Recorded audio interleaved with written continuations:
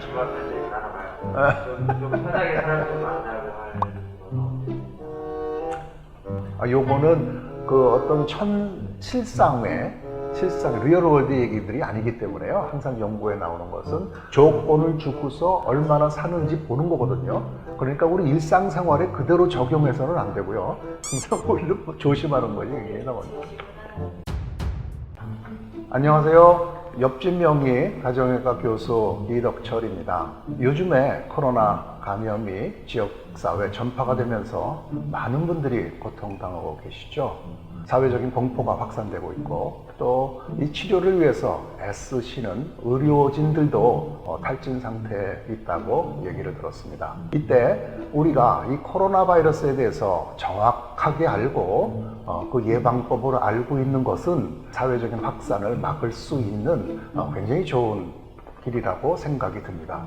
그래서 많으신 분들이 궁금해하시는 질문들을 모아서 Q&A를 마련해 보았습니다.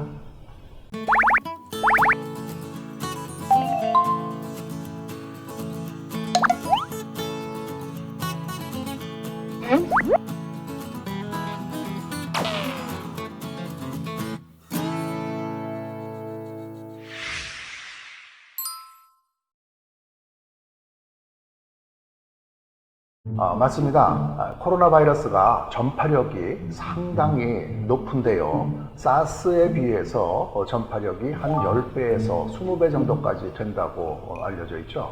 그 이유는 이 코로나19 바이러스의 표면에 스파이크 돌기가 좀 변이를 일으켜서요, 점맥흡착력이 높아진 것인데요.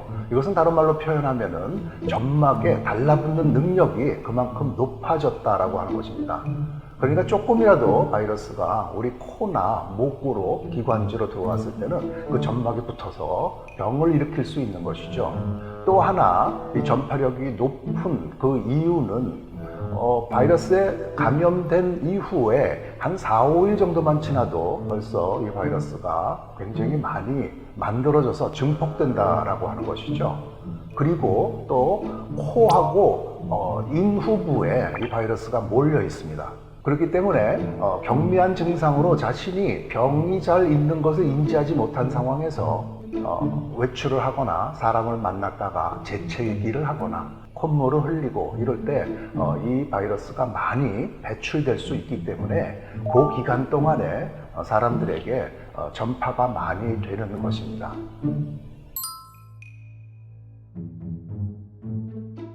사실은 코로나 바이러스의 감염은 밀착 접촉이 될 때 비말로서 전파되는 것이 아주 대표적인 경로거든요. 그렇기 때문에 바깥에 야외에 사람이 없을 때, 특히 또 환기가 잘 되는 야외에서는 이 코로나 바이러스에 감염될 위험이 훨씬 적어지는 것이죠.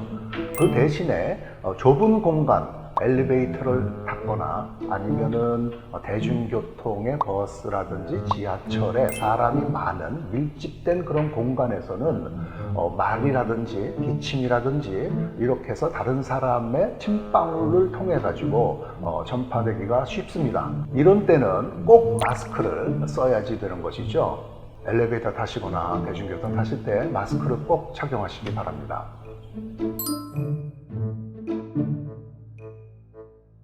이렇게 젊고 건강하신 분은 이 코로나 바이러스의 감염이 치사율도 높지 않고 그냥 보통 감기 같은 거가 아닌가라고 좀 안이하게 생각하시는 분들도 많이 계시더라고요.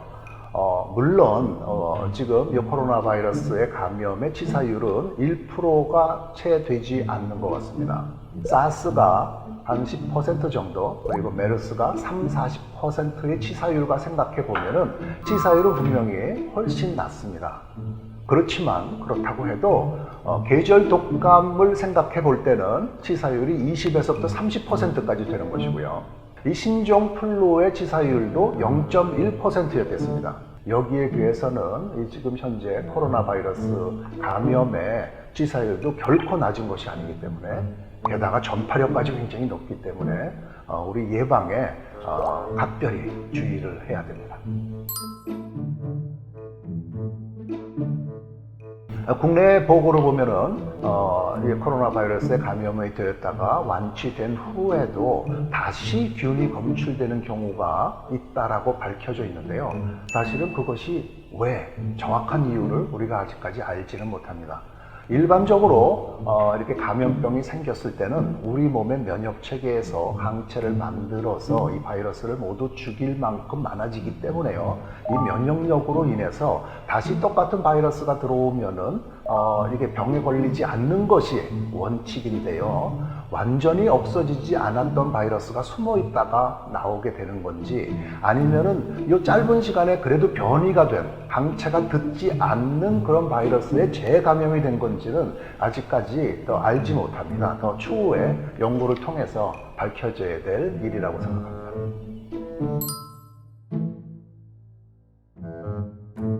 네, 이번 코로나 감염을 이렇게 예의주시해서 바라보면은 증상은 전혀 없는데도 균이 배출되는 그런 사람들도 있다고 알려져 있습니다. 사실은 이런 분들은 자신이 병에 걸렸는지 잘 모르기 때문에 일상생활을 멈추지 않을 것이고, 이로 말미암아서 다른 사람에게 전파력도 있을 수가 있습니다. 그래서 이런 요즘과 같이 사회적인 전파가 되었을 때는요, 가급적이면 꼭 필요한 그런 일상생활을 유지하시고 많은 사람들이 모이는 그런 모임에는 참석하지 않는 것이 좋겠습니다.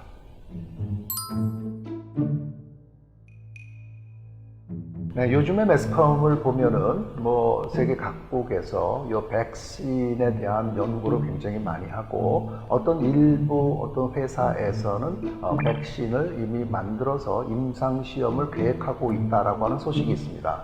한 7, 8월 정도면은 1차 결과가 나온다고도 하는데요. 1차 결과가 나온다고 해도 이 부분이 상용화되기까지는 꽤 많은 시간이 걸리게 됩니다. 그래서 올해 연말 아니면 내년으로 넘어갈 수도 있기 때문에요. 그 전에 우리는 이런 저희들 개인 위생이라든지 면역력 강화라든지 이런 부분을 철저히 해서 더 이상 사회적인 전파가 되지 않도록 막아내는 노력이 필요하겠습니다.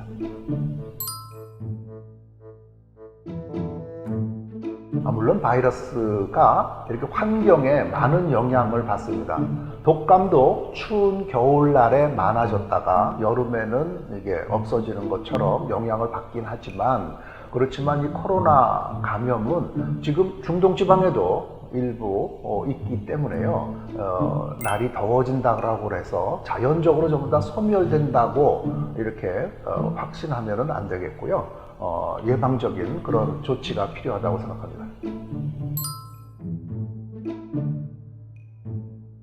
예, 요즘 우리 모든 국민들이 코로나 감염 때문에 지치고 힘들고 마음도 울적하고 하죠. 그래서 좀 마음껏 이렇게 야외 생활도 하고 사람들 만나고 싶은 그런 마음은 간절한데요. 이것이 언제나 이렇게 종식될지는 아직까지도 좀 불분명합니다. 일단은 확진자 수가 줄어들기 시작하고 더 이상 나오지 않을 때까지는 앞으로도 수개월 이상 시간이 필요하리라고 생각이 듭니다. 하지만 분명한 거는 이 코로나 감염은 언젠가는 종식될 거고, 이 종식되는 시점을 더 빨리 오게 하기 위해서 우리 모두가 좀 성숙한 시민의식이 필요하다라고 하는 점이겠죠.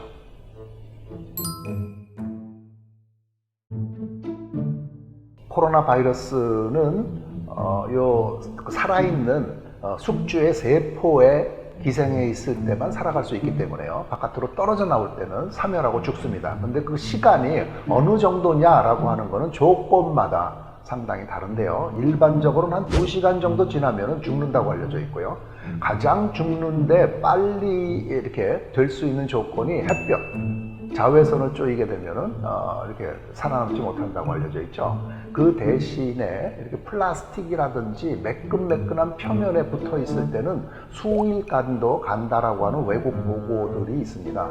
가장 주의해야 될 것은 그러니까 문 손잡이라든지 아니면 컴퓨터 마우스, 지하철의 손잡이 같은 이런 데서 손에 묻을 수가 있기 때문에요. 꼭 외출했다 돌아왔을 때는 반드시 손을 닦고요. 그렇지가 않아도 한 3시간마다는 항상 손을 닦아주는 그런 습관이 매우 중요하겠습니다.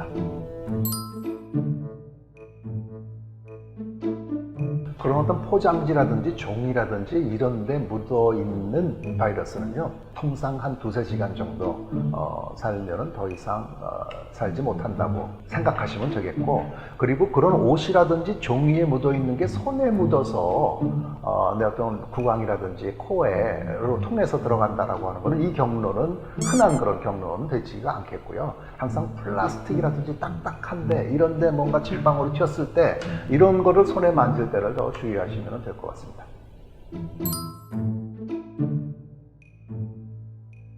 물론이죠. 감염자들이 입고 있던 옷이라든지 이때 뭐 재채를 하든지 콧물이 흘렀다든지 그런 데는 이제 균이 거기 남아 있겠죠.